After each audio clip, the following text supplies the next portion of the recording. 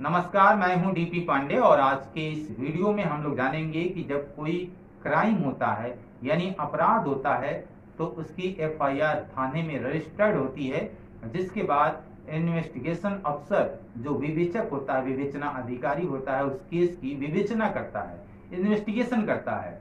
और उसके बाद यदि लगता है कि ऐसी घटना हुई है और इसमें पला पला लोग वांछित हैं, अभियुक्त हैं, तो चार्जशीट न्यायालय जाती है। लेकिन आपने ये भी देखा होगा कि जिन पर आरोप लगाए गए हैं, जो अभियुक्त हैं, उनकी एज कभी कभी कम होती है, जो पुलिस को नहीं मालूम होता है। पुलिस को विवेचना के दौरान ऐसा कुछ नहीं मिल पाया कि जिससे उसकी एज साबित हो जाए। और मान लीजिए उसकी एज 18 साल से कम है, लेकिन पुलिस ने उसकी चार्जशीट प्रॉपर न्यायालय में भेज दिया, उस क्षेत्राधिकार वाले न्यायालय में, और वो जो अभियुक्त है वो अवयस्क है, वयस्कता नहीं प्राप्त की है। तो ऐसे में जब चार्जशीट उस प्रॉपर न्यायालय को चली जाती है तो सवाल ये बनता है, बहुत सारे सवाल भी इस पे पूछे गए हैं कि मैं तो जुवेनाइल हूँ, मैं नाबालिग हूँ और मेरी चार्जशीट न्यायालय में चली गई है, बाल न्यायालय में नहीं गई है, यानी जुवेनाइल जस्टिस बोर्ड में वो चार्जशीट नहीं प्रेषित की गई, तो मुझे क्या करना चाहिए। तो एक सवाल बनता है। तो इस पे बहुत सारे बच्चों ने पूछा, बहुत सारे उनके गार्जियन ने पूछा कि क्या करना चाहिए, क्या हमें जमानत करानी चाहिए।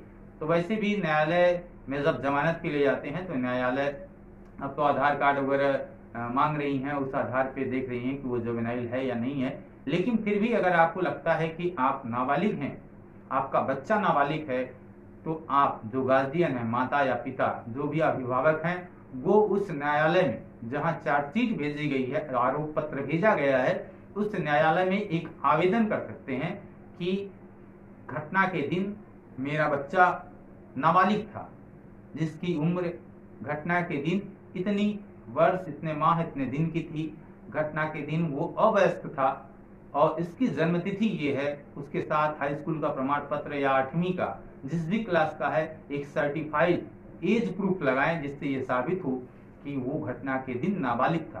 तो ऐसी स्थिति में उसका एक आप एफिडेविट भी देते हैं न्यायालय को और ये प्रूफ करते हैं कि आपका बच्चा नाबालिग था। तो कोर्ट क्या करती है, उस पत्रावली को, वह व्यक्ति जो नाबालिग है उसकी पत्रावली को अलग कर देती है और जेजे बोर्ड को, जुवेनाइल जस्टिस बोर्ड को वो भेज दी जाती है और उसका विचारण जुवेनाइल जस्टिस बोर्ड में चलेगा, वहीं से उसकी जमानत होगी। तो इसके लिए कुछ नहीं करना है, न्यायालय में जाना है, आवेदन देना है और बताना है घटना के दिन बच्चे की उम्र ये थी, नाबालिग था, इस पत्रावली को जेजे बोर्ड भेज दी जाए। तो वो पत्रावली किशोर न्याय बोर्ड को भेज दी जाती है, वहां विचारण होता है, वहां ये तय होता है कि बच्चा घटना के दिन नाबालिग था या नहीं था। उसके बाद जमानत वगैरह की बातें आगे चलती हैं और विचारण होता है। इससे लाभ ये है कि अगर उस बच्चे को मान लीजिए सजा होती है, दोष सिद्ध होता है, तो उस बच्चे के कैरियर पे कोई असर नहीं होगा। और जेजे बोर्ड से जो सजा होती है वो मैक्सिमम 3 साल तक की होती है, अपराध कोई भी हो लेकिन सजा 3 साल तक की होती है।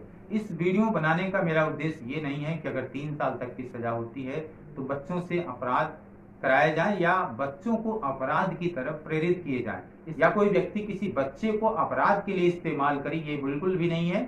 इसमें ध्यान देना चाहिए कि वह बच्चा जो अपराध के लिए उसे प्रेरित किया जा रहा है या अपराध कर रहा है, इससे उन माता पिता का बहुत बड़ा नुकसान होता है, उन बच्चों का बहुत नुकसान होता है। बच्चे बहुत तरह से कमजोर हो जाते हैं, बच्चे आपराधिक प्रवृत्ति के हो जाते हैं और जो समाज उन्हें प्रेरित करता है वही समाज, उसी समाज के लिए वो बच्चे खतरनाक होंगे, वो अपराधी हो जाएंगे। तो ऐसे बच्चों को ऐसी प्रवृत्ति से रोकना चाहिए और इससे बच्चों का भावनात्मक और शैक्षणिक और सामाजिक बहुत नुकसान होता है।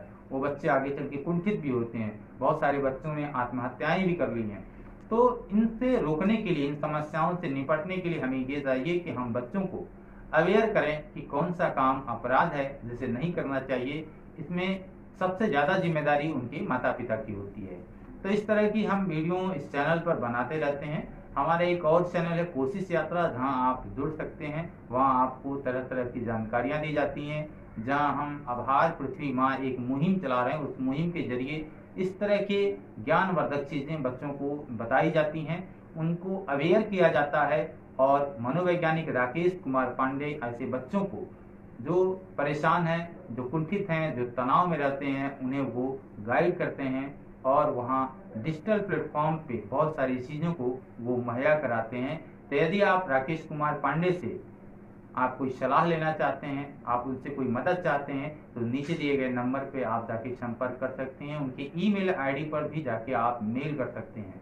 वीडियो आपने अंत तक देखा, इसके लिए आपको बहुत बहुत धन्यवाद।